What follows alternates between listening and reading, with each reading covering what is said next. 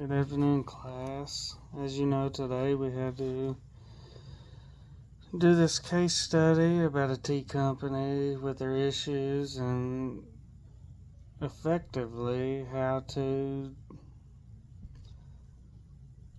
fix them. So from my reading, I found 11 issues that they were going through, and after reading it, I come up with some ideas of how to fix them or alternative means to get the company in a better place. The first issue I came up with was out of stock issues.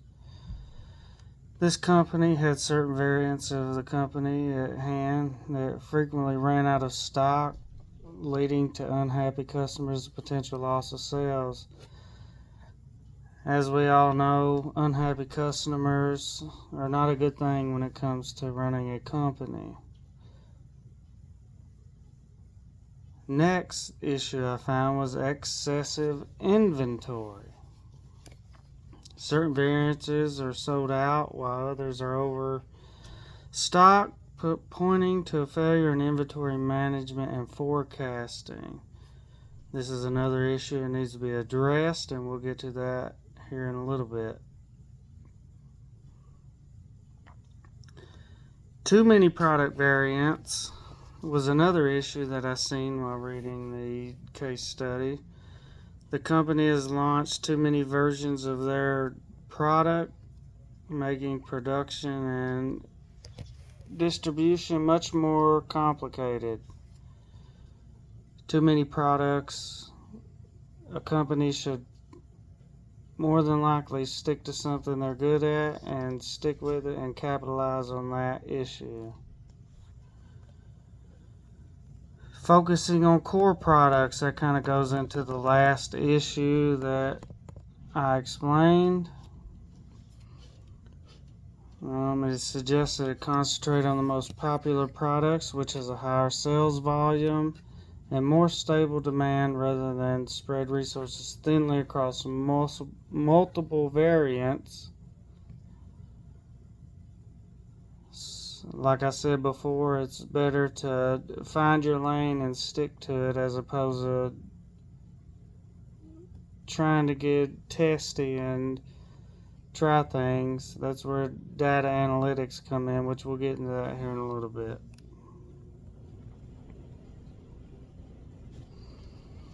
Balancing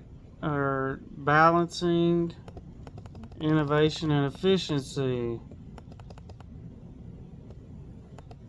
The marketing manager highlights how crucial innovation is to reaching broader market segments, yet this focus conflicts with operational efficiency and supply chain management.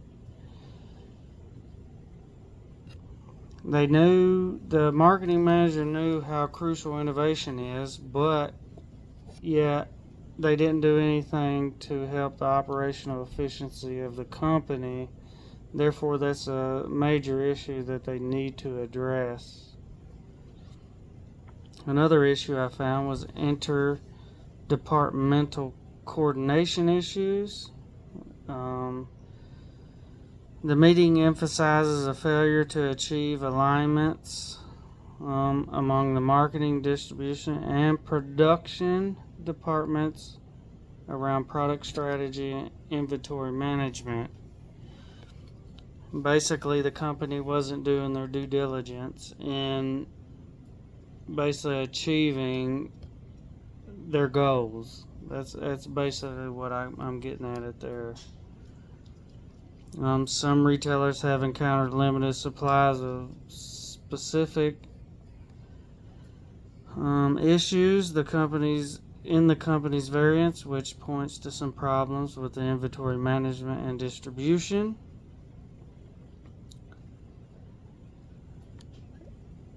The next issue I have is excess inventory.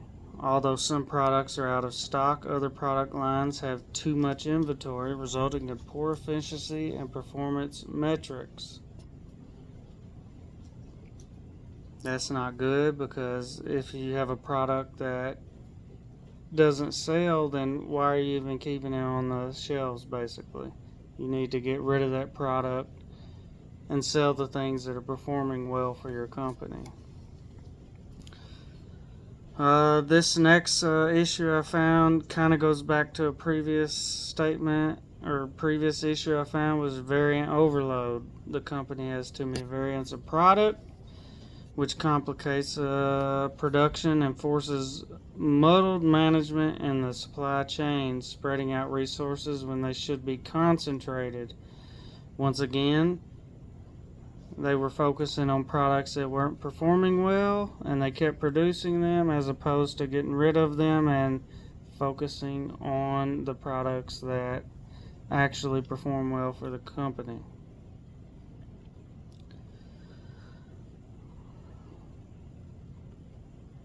Should they put more focus on the better performing product, which has a steady demand that sells in large quantities, or should we spread our limited resources over many variances?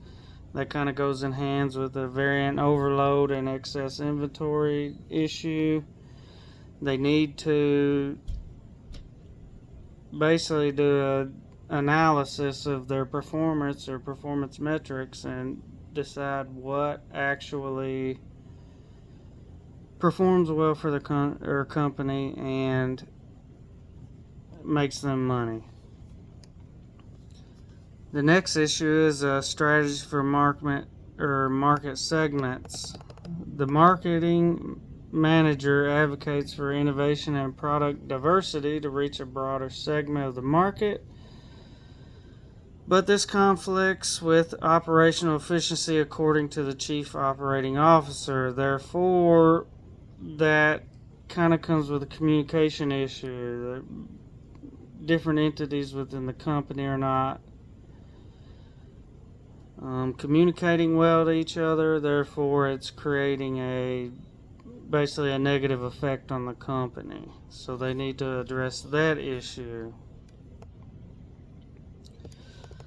The next issue is supply chain complexity. The first and foremost reason that managing return glass bottles is more complex than managing one-way products is that it necessarily involves more entities. More entities creates more issues.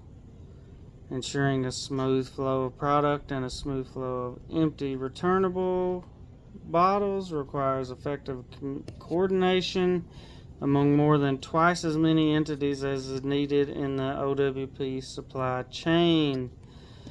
So the less entities you have involved, therefore it makes it easier to communicate and be on the same page, therefore it makes a more effective company.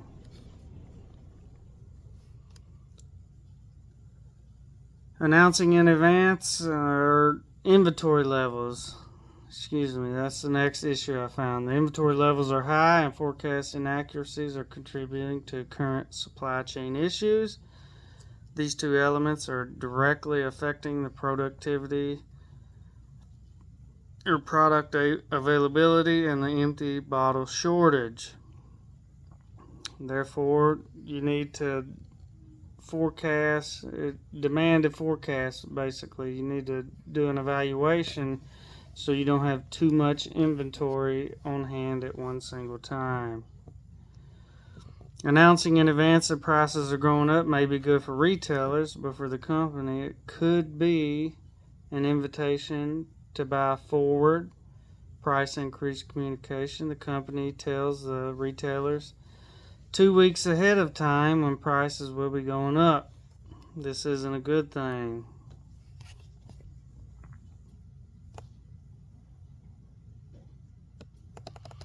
My next issue I found is supply chain management complexity. The manufacturing and distribution processes that the company operates with requires a complex logistics and supply chain infrastructure to serve the multitude of factories that they have across different islands. Supply from geographic proximity can lead to inefficiencies and delays when demand is inconsistent, and as we noted above, is often the case when demand is viewed as at a geographical level. If we can't supply from the nearby distribution center because it is out of stock, for example, we will supply from another distribution center that is further away. The next issue is heavy reliance on vertical integration. The firm derives most of its raw materials from its own T platforms, which may limit its flexibility and ability to respond to changes in the marketplace. The next one is channel complexity. Various distribution channels, examples are direct sales, retail sales centers, wholesale, and third-party distribution, can create confusion and inefficiencies in the distribution center. So a company needs to figure out what channels they need to target to perform better.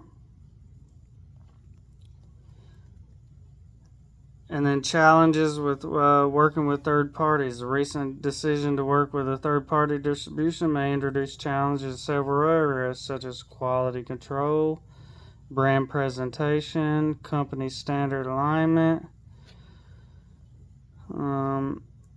All these things are negatives when it comes to operating a company.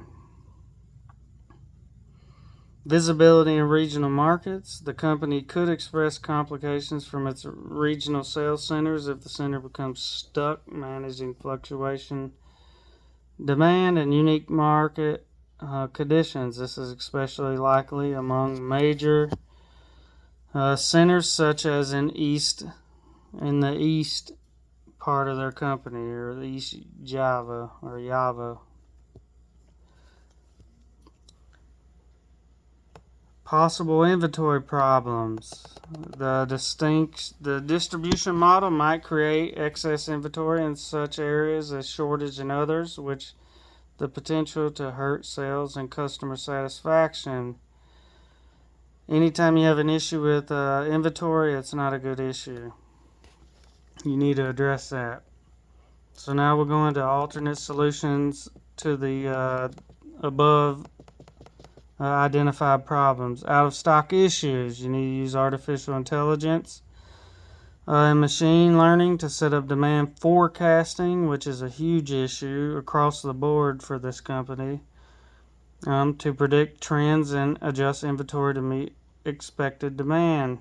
You need to set appropriate safety stock levels and reorder points using past sales data, working together with suppliers to get immediate updates on inventory and to maintain adaptive reorder contracts will fix that issue.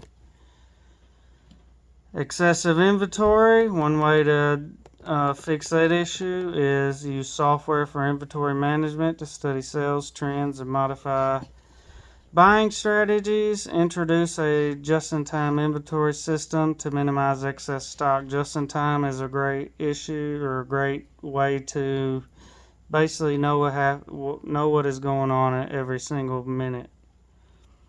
Too many product variances. The companies perform an analysis on the product mix to spot low-yielding variants so they can be eliminated. They need to utilize customer feedback and sales data to identify the variants that are most popular and make those a top priority.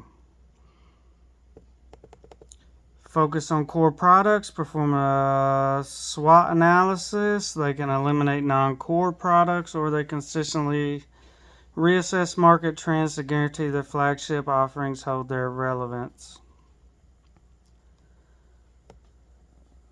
Along with all of those issues, the biggest thing that they can do is do a cost-benefit analysis. This would fix 98% of their problems, and I feel that if this company did that, or if I was the market manager on the second meeting, that's what I would direct, is do a cost-benefit analysis, and it would fix almost every one of the issues this company is having. Hopefully this was beneficial and explained the issues of this company.